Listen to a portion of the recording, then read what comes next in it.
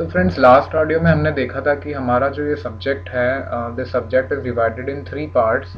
और last audio में हमने ड्राफ्टिंग की जो बेसिक मीनिंग जो हमने जनरल सेंस में और लीगल सेंस में देखा था, what drafting means.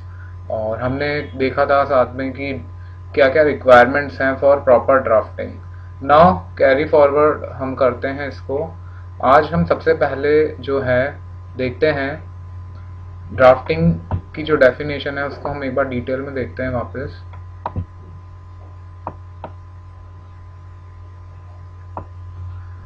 So friends, drafting जो है आप देख सकते हैं यहाँ पे अपने मॉड्यूल में, ड्राफ्टिंग में be defined as the synthesis of law and facts in a language forms. तो लॉ एंड फैक्ट्स का जो है सिंथेसिस किया जाता है, कॉम्बिनेशन होता है, उसको लैंग्वेज फॉर्म में जब हम करते हैं तो उसको हम ड्राफ्टिंग कहते हैं। ठीक है। अब ड्राफ्टिंग का जो प्रोसेस है, इट ऑपरेट्स इन 2 प्लेन्स। कहने का तात्पर्य ये है कि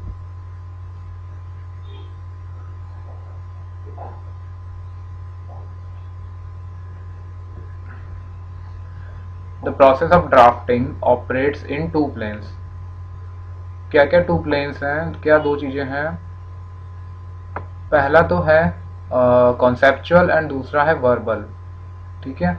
ड्राफ्टिंग का प्रोसेस जो है वो 2 चीज़ों से मिलके बनता है। पहला जो उसका पार्ट है वो है कॉन्सेप्चुअल। कॉन्सेप्चुअल अंडरस्टैंडिंग बहुत ज़रूरी है। उसके बाद आपको जो लैंग्वेज है वो यूज़ करनी है। ठीक है। तो the process of drafting operates in 2 planes, the conceptual and verbal. Besides seeking the right words, the draftsman seeks the right concepts. Right words के साथ साथ जो है कॉन्सेप्ट्स भी जो है एक ड्राफ्ट्समैन को सही यूज करने पड़ते हैं। 2 बेसिक एसेंशियल चीजें हैं, choose the right words and seek the right concept. Drafting therefore is first thinking and then second composing. कहने का मतलब ये कि आपको सबसे पहले तो सोचना है कि हमें ड्राफ्ट क्या करना है। उसके बाद सेकेंडली जो है आपको, जब आपने ये सोच लिया कि आपको क्या ड्राफ्ट करना है, आपने अपनी जो है लैंग्वेज उसके बाद जो है वो तैयार करनी है। ठीक है। इसके बाद नेक्स्ट जो है, ये आप इसको अंडरलाइन कर सकते हैं, drafting therefore is first thinking and second composing. First thinking and then second composing. Drafting in legal sense क्या मीनिंग है? Drafting in legal sense means an act of preparing the legal documents, act of preparing the legal documents like agreements, contracts, deeds, etc. तो ये सारे जो documents वगैरह हैं, agreements, contracts, deeds etcetera, ये सब जो हैं ड्राफ्टिंग के अंदर आते हैं। लीगल सेंस के अंदर हम जो ड्राफ्टिंग को डिफाइन करते हैं ना, वो इसी तरह से किया जाता है। Drafting in legal sense means an act of preparing the legal documents like agreements, contracts, deeds etcetera. अब ड्राफ्टिंग की प्रॉपर अंडरस्टैंडिंग के लिए क्या जरूरी है? The proper understanding of drafting can not be realise unless the nexus between the law, the facts and the language is fully understood and accepted। तो बहुत जरूरी है कि आपको एक कोरिलेशन, एक लिंक बिठाना पड़ता है बिटवीन द लॉ, क्या लॉ है, क्या फैक्ट्स हैं, और जो लैंग्वेज है। तो लैंग्वेज भी प्रॉपरली अंडरस्टूड होनी चाहिए। ये तीनों चीजें जब मिल जाती हैं तो प्रॉपर ड्राफ्टिंग जो है वो कर सकते हैं हम। एक और ड्राफ्टिंग की डेफिनेशन देखते हैं हम। यहां पर आप देख सकते हैं,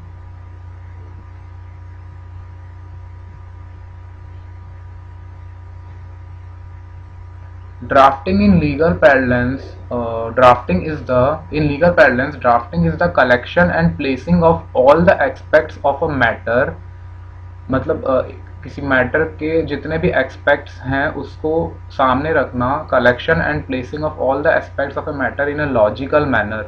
एक लॉजिकल मैनर में जो चीज़ें हैं उनको सामने रखना, and in a simple lucid style.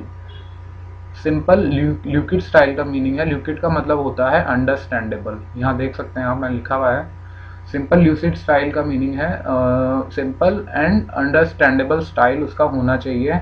आप जो है कलेक्शन करते हैं कुछ फैक्ट्स वगैरह का और उनको सामने रखते हैं, you place them in a logical manner, ठीक है, और साथ में वो जो हैं अंडरस्टैंडिंग के लिए सिंपल होने चाहिए। they should be simple lucid they should be in simple and lucid style so that the contents of the documents can be understood without any ambiguity। मतलब जो भी आपके कंटेंट्स हैं, आपने जो डीड बनाई है, कोई एग्रीमेंट ड्राफ्ट किया है, उसके जो भी कंटेंट्स हैं बिना किसी एम्बिग्यूटी के, बिना किसी कंफ्यूजन के जो है आप प्रॉपरली समझ पाएं।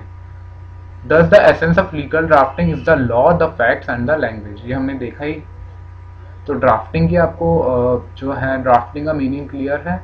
आपको कलेक्ट करने हैं फैक्ट्स जो है, वो जो भी एस्पेक्ट्स आपने जो है कलेक्ट किए उनको आपको लॉजिकल मैनर में, सिंपल फॉर्म में, अंडरस्टैंडेबल फॉर्म में जो है उनको कलेक्ट करके जो है उनको प्रेजेंट करना है, और ताकि वो जो है they can be understood without any ambiguity. कोई भी एम्बिग्यूटी या कोई भी कंफ्यूजन उसके अंदर अराइज ना हो, ठीक है।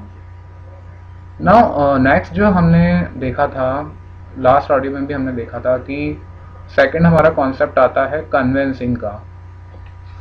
कन्वेंसिंग का जो कॉन्सेप्ट था वो बस ये है, it is just like drafting, but difference क्या होता है इसमें कि convincing is the art of drafting the deeds, drafting of deeds and documents whereby land or interest in land। मतलब कि कोई भी ऐसी डीड या डॉक्यूमेंट आप जो ड्राफ्ट कर रहे हैं जिसके अंदर आपका इंटरेस्ट है with relation to immovable property, whereby land or interest in land that is immovable property is transferred by one person to another। तो ये जो है हमारा हो गया convincing.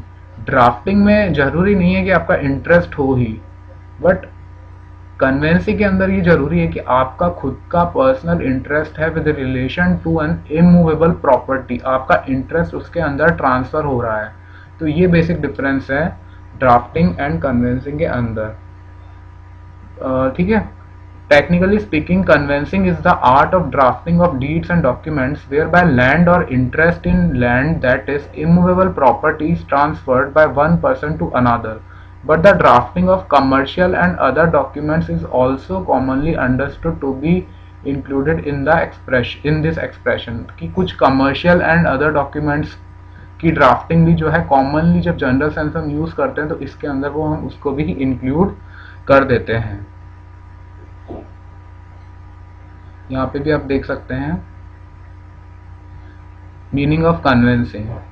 Conveyancing is the art of drafting of deeds and documents whereby any movable और immovable property और any interest therein is transferred from one person to another. किसी भी मूवेबल या इमूवेबल प्रॉपर्टी का interest एक person से दूसरे person को ट्रांसफर किया गया है in accordance with the customs, conventions and law within the legal structure of the country।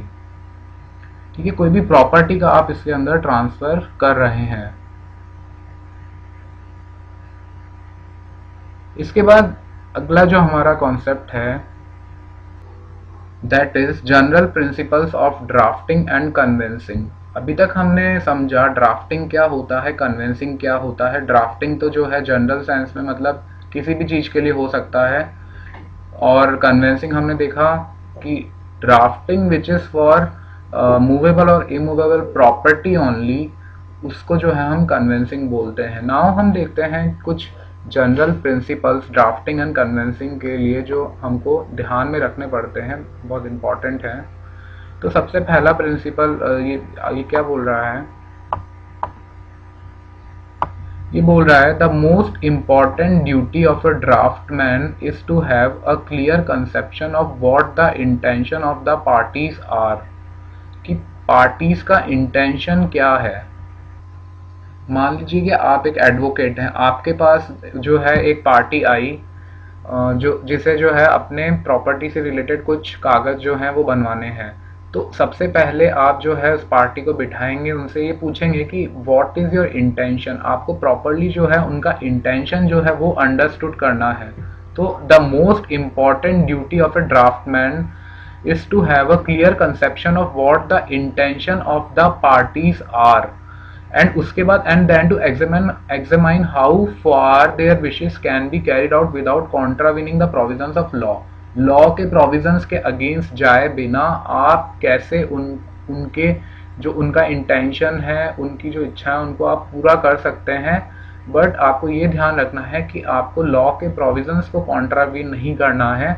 इसीलिए जो है आप जो है आप एडवोकेट हैं, आप कंपनी सेक्रेटरी हैं, आपकी रिस्पॉन्सिबिलिटी है कि आप as a being a professional कि आप जो लॉ है उसको कॉन्ट्रावीन ना करें, क्योंकि आपको लॉ की पूरी नॉलेज है तो आपसे उम्मीद की जाती है।